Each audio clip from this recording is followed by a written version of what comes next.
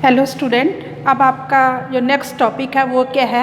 मांग की लोच, औसताए व सीमांत आय में संबंध, relationship amongst AR, MR and elasticity of demand. तो AR एवरेज रेवेन्यू, औसत आय, MR मार्जिनल रेवेन्यू और EP इलास्टिसिटी ऑफ डिमांड। तो यहाँ आपको ये क्वेश्चन इस तरह से आ सकता है, prove that EP is equal to AR बटा AR माइनस MR। सिद्ध कीजिए कि मांग की जो लोच है वो औसत आय बटा औसत आय माइनस सीमांत आय के बराबर होती है। तो सबसे पहले हम इनका अर्थ करेंगे। तो इलास्टिसिटी ऑफ डिमांड हम पढ़ चुके हैं कि कीमत में परिवर्तन के फलस्वरूप मांग में जो परिवर्तन की प्रवृत्ति पाई जाती है उसे मांग की लोच कहते हैं। और मांग की लोच का सूत्र है डेल्टा QX बटे डेल्टा PX इंटू PX बटे QX। औसत आय, औसत आय होता है कुल आय। कुल आय क्या होती है? TR, P into Q। कितनी प्राइस है? मान लो 5 रुपये प्रति इकाई है, हमने 10 इकाइयाँ बेची तो हमें कुल आय कितनी हुई? 50। तो P इंटू Q। AR क्या होता है? P TR बटे TR बटे Q। TR किसके बराबर है? P इंटू Q बटे Q। Q के साथ Q कट गया तो P। जो प्राइस होती है वो एवरेज रेवेन्यू के बराबर होती है। और एवरेज रेवेन्यू क्या है? कुल आय को बिक्री की इकाइयों से भाग देने पर औसत आय प्राप्त होती है। एवरेज रेवेन्यू TR बटे Q। कुल आय बटे कुल मांग मात्रा। अभी मैंने आपको बताया TR कुल आय कैसे ज्ञात होती है कि हमने एक इकाई कितने रुपए की बेची, प्राइस क्या है और कितनी इकाइयाँ बेची। P इंटू Q, कीमत को बेची गई इकाइयों से गुना कर दो तो वो TR आ जाती है। TR क्या हो गया? P इंटू Q बटे कुल मांग मात्रा क्वांटिटी बटे Q। Q के साथ Q कट गया तो P। जो एवरेज रेवेन्यू होती है प्राइस उसके बराबर होती है, तो P जो है वो AR के बराबर होती है। तो आपको ये क्वेश्चन ऐसे भी आ सकता है कि P बटे P माइनस MR। AR की जगह आपको P लिखा भी आ सकता है, तो घबराना नहीं है। तो जो AR होता है वो प्राइस ही होता है। फिर है सीमांत आय, मार्जिनल रेवेन्यू। एक अतिरिक्त इकाई बेचने से कुल आय में जो परिवर्तन होता है उसे सीमांत आय कहते हैं। MR डेल्टा TR, डेल्टा परिवर्तन को बताता है। कुल आय में कितना परिवर्तन हुआ बटे कुल मांग मात्रा में परिवर्तन, डेल्टा Q, तो वो MR आ जाता है। अब इन तीनों में इलास्टिसिटी, एवरेज रेवेन्यू और मार्जिनल रेवेन्यू में क्या संबंध है? हम ये सिद्ध करेंगे कि elasticity is equal to AR बटे AR माइनस MR होती है।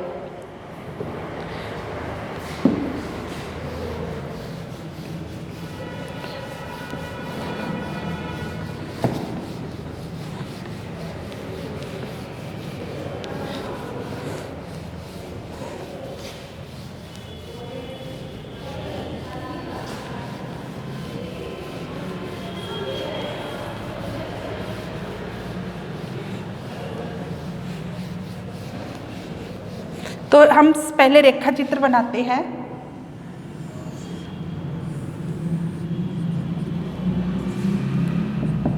यहाँ पे मांग मात्रा और यहाँ पे AR, MR और प्राइस। ये एक AR रेखा है। जो मांग रेखा होती है वही AR रेखा होती है, क्योंकि मांग रेखा भी प्राइस और क्वांटिटी को बताती है और AR भी जो होता है वो प्राइस के बराबर होता है। तो ये मान लो है LM, ये है AR वक्र, AR रेखा, ठीक है। इसके ये DD वक्र है। इसके S बिंदु पर मांग की लोच हमने ज्ञात करनी है। ये P बिंदु है, ये Q, यानी OP प्राइस पर, OQ क्वांटिटी है डिमांड के S बिंदु पर। और एक रेखा हमने खींचनी है, ये MR रेखा होती है N, और यहाँ पे कट करती है T बिंदु।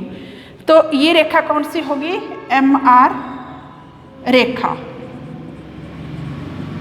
यानी डिमांड वक्र डी डी जो है उसके एस बिंदु पर मांग की लोच ज्ञात करनी है और एस बिंदु ए आर रेखा को भी स्पर्श कर रहा है और एम आर रेखा को भी कट कर रहा है। तो ओ पी कीमत पर मांग कितनी है ओ क्यू, ए आर कितना है एस क्यू और एम आर कितना है ये रेखा टी क्यू।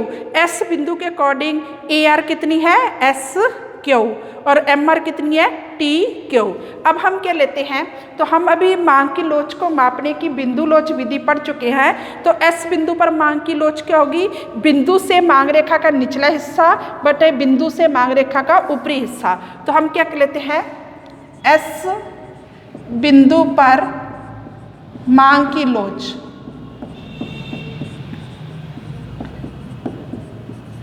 इलास्टिसिटी किसके बराबर होगी, एल एम बटे S L, sorry S M, निचला हिस्सा क्या है एस एम बटे एस एल। ये पहला समीकरण आ गया। अब हम लेते हैं त्रिभुज एस क्यू एम व त्रिभुज L P S.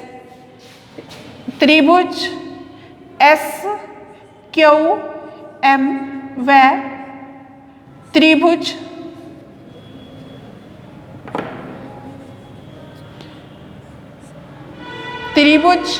L P S लेने पर यो है, ये देखो ये एक कोण 90 डिग्री का है, ये एक ही रेखा पर है तो तीनों कोण बराबर हो गए। जब दो त्रिभुजों के तीनों कोण बराबर होते हैं तो उनकी भुजाओं का अनुपात भी बराबर होता है। यानी इसका लंब बटे इसका लंब किसके बराबर होगा, इसके कर्ण बटे उसके कर्ण के। तो एस एम बटे एस एल किसके बराबर हुआ, एस क्यू बटे एल पी, एस क्यू बटे एल पी ये आ गया, क्योंकि त्रिभुज एस क्यू एम व त्रिभुज एल पी एस दोनों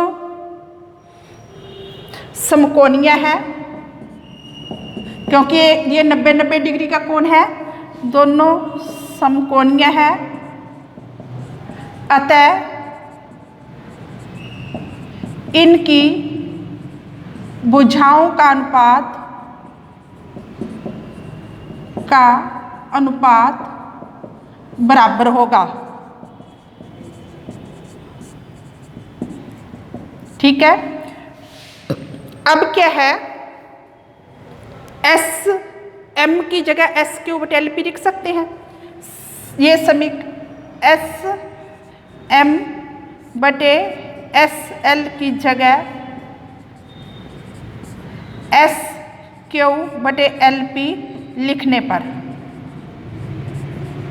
तो इलास्टिसिटी किसके बराबर आ गई, एस क्यू बटे एल पी, समीकरण नंबर 2। तो एस क्यू बटे एल पी लिख दिया।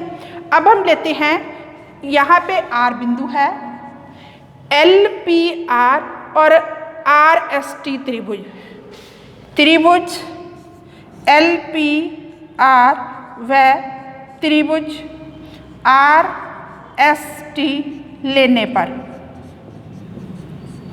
इसमें जो एस टी है वो एल पी के बराबर है, एस टी जो एल पी है एल पी बराबर एस टी, क्योंकि त्रिभुज एल पी आर व त्रिभुज आर एस टी दोनों सब तरह से समान हैं, दोनों सब तरह से समान हैं,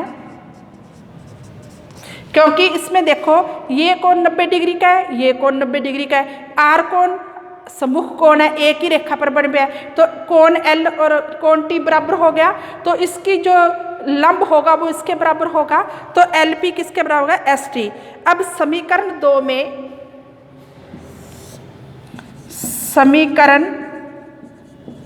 2 में LP की जगह